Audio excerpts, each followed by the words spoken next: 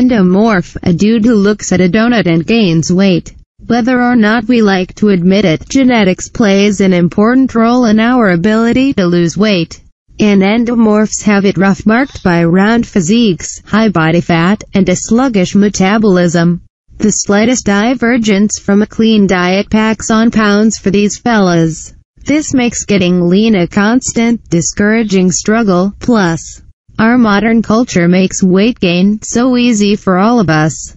With simple sugars and fried foods on every corner, it's like the world wants us to be overweight. If you're an endomorph, you need to face facts. You are insulin dominant. Your sympathetic nervous system is sluggish, and your CARB tolerance is worse. Diet foods for endomorphs. Of the three body types, endomorph, mesomorph and ectomorph, endomorphs have the greatest tendency toward roundness, generally short and stocky. The endomorph gains body fat easily and finds it difficult to lose. A targeted diet and fitness plan can help the endomorph change his body composition. The plight of the endomorph. Many people who are training hard but still struggling to lose body fat have an endomorph body type. An endomorph is someone who is genetically prone to store fat easily due to various issues with hormones, metabolism, behavior tendencies, and/or energy expenditure. If you're an endomorph and you mess up on your diet, the surplus calories are almost certain to go to fat, even when you're in a caloric deficit. It seems like the fat goes down at a painfully slow rate. Endomorphy also describes a certain body shape and structure. Endomorph body types are usually, but not always, large-framed with medium to large joints. Of all the three body types, the endomorph body type may seem the least desirable one to have if your goal is fat loss. It's frustrating sometimes. No matter what you do, it seems like you're at a disadvantage. While there are genetically influenced disadvantages to having the endomorph body type, the good news is that even if you're an endomorph, you can burn fat and get as lean as you want to be. An endomorph body type is not bad. There are no good or bad body types. Is your eye color good or bad? No, it simply is what it is. It's what you inherited. There are examples of endomorphs who were once overweight or obese and who went on to become super lean. What they did was to simply understand their body type and adjust their nutrition and training accordingly. They understood that they couldn't copy someone else's diet and expect the same results unless that other person had the same type of body. Metabolic characteristics of the endomorph. The endomorph body type doesn't necessarily refer only to outward physical characteristics.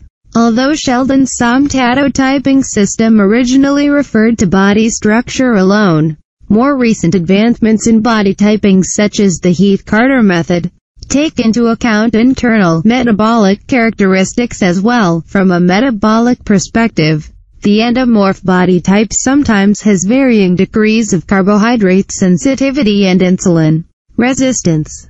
Pay close attention, because this is an important point.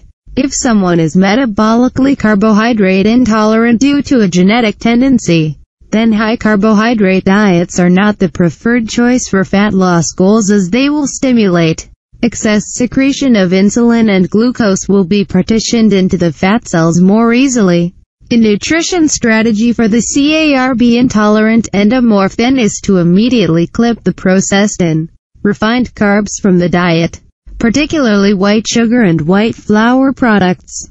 These concentrated carbs will be much more problematic for endomorphs. While the ecta and mesos seem to get away with it a little bit more, the best solution for the endomorph body type is a moderate CARB diet as baseline. For example, a 40-40-20 split of protein, carbs and fat for those particularly CARB intolerant. Taking the dietary fats up to 30% may be even better, producing a 40-30-30 micronutrient split from the baseline diet. The endomorph must carefully watch body composition results and adjust the carbohydrate intake according to the results. For some endos, a further drop in carbs may be called for, and in the extreme cases a small handful of them may find they are best with a diet which is even lower in carbs and higher in healthy fats. An individualized approach to nutrition is the key. The variation in body types may influence the ratios of macronutrients, the percentage of proteins, carbs and fats. This is one of the reasons that I provide a moderate carb balanced diet, a semi-restricted carb diet, and a low carb diet, all as part of my Burn the Fat, Feed the Muscle (BFFM) program. Burn the Fat is not one diet because one size does not fit all. It's 3 diets, each one designed to suit the goals and body type of each individual. Another aspect of your diet to consider is the degree of compliance you must use. Usually, I'd recommend a 90-10 rule, which means follow your diet strictly 90% of the time and then 10% of the time eat whatever you want.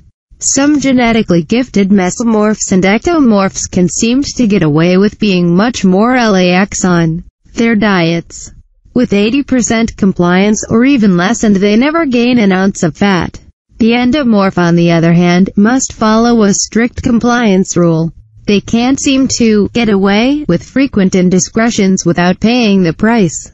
If you're an endomorph, this requires developing a high level of nutritional discipline and a strong desire to see improvements in your body.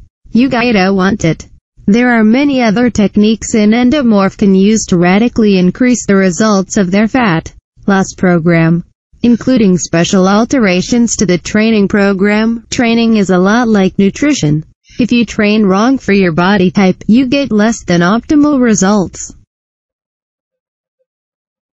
After listening these descriptions of the various body types, if you think you're an endomorph and if you'd like to learn more techniques to improve your fat loss results, then I invite you to visit the homepage and learn more about this below link.